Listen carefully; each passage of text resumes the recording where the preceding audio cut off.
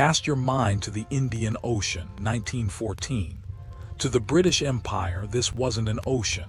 It was a private lake. It was patrolled by a forest of steel masts and the heaviest guns on the planet. And right in the center of that lake, there was a ghost. The SMS Emden. She was a light cruiser, sleek and fast, but she was alone. She should have been a footnote in history within a week. But her captain, Karl von Müller, was a man who played war like a grand game of chess. He knew his ship only had 3 funnels, while the big British cruisers had 4. So, what did he do? He ordered his men to build a fake 4th funnel out of wood and canvas. He didn't just hide, he wore the enemy's face.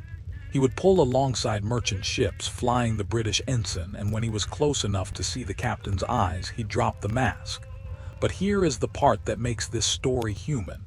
Müller was a relic of a more chivalrous age. He didn't just sink ships, he saved lives. He would provide the crews he captured with hot meals, clean beds, and a safe ride to a neutral port. The British press, the very people he was bleeding dry, started calling him the Knight of the Sea. They loved him, even as he dismantled their empire ship by ship. But even the most clever ghost has to touch the earth eventually. November 9, 1914. The Emden reaches the Cocos Islands. Müller sends a shore party, 50 men led by a young, iron-willed officer named Hellmuth von Mücke.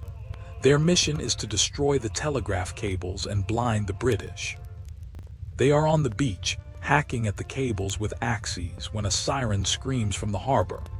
Over the horizon, the HMAS Sydney appears.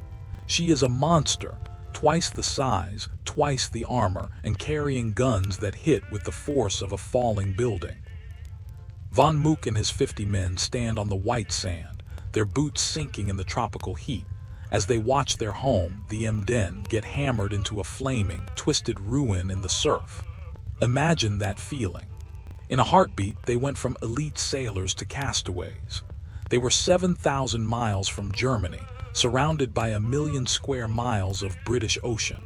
They were, by every metric of war, already dead. Most men would have sat in the sand and waited for the British Marines to come and take their swords. Not von Mücke. He looks at the harbor and sees the Aisha. She was a 3-masted wooden schooner, a rotting relic used to carry copra. She was leaking. Her sails were gray and brittle like old parchment. Her hull was infested with shipworms. Von Mücke looks at his men and says, "That's our ride." They scrambled aboard. They had no nautical charts. They had no engine. They had a few sacks of rice and some lukewarm water. For weeks, they drifted across the vastness of the Indian Ocean. They survived tropical cyclones that should have snapped that wooden hull like a dry twig. They had to man the pumps 24 hours a day, taking turns in the dark, stinking hold just to keep the ocean from swallowing them. They weren't sailors anymore. They were 6 heartbeats fighting against the physics of a sinking ship. They eventually reached the Arabian Peninsula, but the sea had only been the introduction. They scuttled the Aisha and stepped out onto the shifting sands of the Arabian desert. They traded their remaining gold for camels and hired guides who looked at them like they were madmen. They marched through territory where the temperature hit 120 degrees by noon. Their skin peeled in thick, painful sheets. Their boots fell apart, leaving them to wrap their feet in bloody rags. They were hunted. Bedouin raiders shadowed them in the dunes, attacking in the middle of the night with ancient rifles. In one midnight skirmish, they fought back-to-back in the sand, firing their Mausers until the barrels glowed. They walked for hundreds of miles, driven by a singular, obsessive thought: we are going home. Then one afternoon, through the shimmering heat haze of the desert floor, they saw a line of steel. The Hejaz Railway, the Ottoman Empire. They had crossed an ocean on a wreck and a desert on foot. When von Mücke and his survivors finally marched into Constantinople, the world stopped spinning for a moment. They weren't just soldiers returning from a lost battle.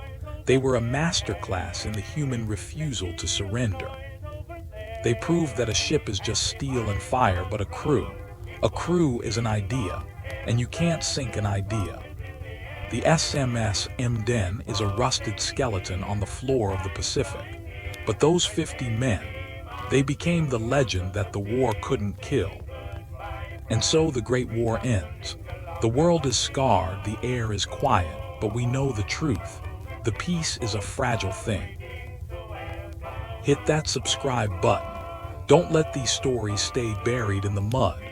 Join the front line, and I'll see you at the next briefing. Tactical failure is often the birthplace of the greatest human triumphs. We're going back to September 25, 1915. The location, Fauquissart, France.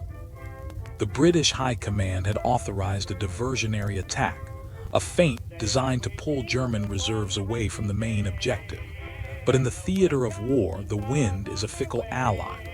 The British released chlorine gas, but a sudden shift sent that yellow-green cloud rolling back into their own trenches.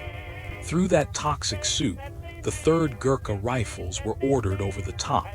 It wasn't a battle, it was a meat grinder. Within minutes, the unit was effectively neutralized by German MG-08 machine guns. The field was a graveyard of smoke and rot. But in the middle of that kill zone, one man was still operational, Rifleman Kulbir Thapa. Thapa was 26, a mountain warrior from the Himalayas thrust into the flat, lethal mud of northern France. He was wounded, separated from his chain of command, and trapped behind the German primary defensive line. As he crawled through the muck looking for an extraction route, he stumbled upon a downed British soldier, Bill Keithley. Keithley's legs were shattered. He was a mobility kill in a place where speed was the only way to live. Keithley gave the logical order, "Leave me, save yourself." In any other manual, that's a standard survival protocol. But Kulbir Thapa didn't operate by a standard manual. He ignored the order. He hunkered down in a jagged shell hole just yards from the German sentries. No food, no clean water. Nothing but his kukuri and a refusal to abandon the man next to him. For 24 hours, he watched German cleanup squads move through the craters with bayonets. He didn't move. He didn't make a sound. He was a ghost in the wire. At 05:00 hours, the tactical environment shifted. A thick, white mist rolled over the battlefield, natural concealment. Thapa seized the window. He hauled Keithley onto his shoulders and began the agonizing transit through the German barbed wire. He reached a point of relative safety near the Allied lines and dropped Keithley off. Any other man would have called it a mission accomplished. But Thapa checked his sector and remembered 2 other wounded Gurkhas still trapped in the kill zone. He went back. Under heavy suppressive fire, he extracted the first Gurkha. Then he went back again for the second. By the time he returned for the 4th and final time to bring Bill Keithley into the primary trench, the mist had evaporated. The concealment was gone. He was standing in the middle of no man's land in broad daylight, a clear target for every Mauser on the German ridge. What happened next isn't in any training film. The German soldiers leveled their rifles, fingers on the triggers. They had a clean shot, but as they watched this small man, caked in the blood of 4 different soldiers, refusing to leave his comrade behind, the unthinkable happened. The firing stopped. The Germans didn't see an enemy combatant. They saw a level of courage that transcended the uniform. They stood up on their parapets and they clapped. They allowed an enemy soldier to complete his rescue mission in total silence. It was a rare moment of battlefield chivalry in a war that had almost none. Kulbir Thapa lived to see the end of the conflict. He became the first Gurkha to be decorated with the Victoria Cross. Bill Keithley lived because a man from the roof of the world decided that loyalty was more important than his own heartbeat. When the brass asked him why he did it, Why he didn't just exfiltrate when he had the chance. Thapa's response was a masterclass in simplicity. A Gurkha does not leave his friends. I slide the heavy, curved kukri into its sheath. The metallic click echoes in the quiet room. War is a business of numbers, but individual resolve is the variable that the computers can never predict.